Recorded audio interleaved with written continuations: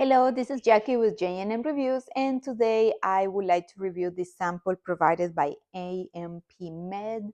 Thank you, Amplim, for the sample. So it's a thermometer. This is how it looks. So this thermometer is good for children and adults.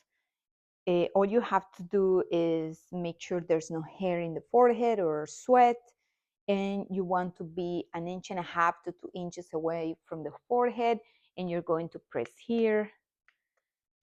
You're going to turn it on here, and then you are going to just go like that, and heat is going to read your temperature.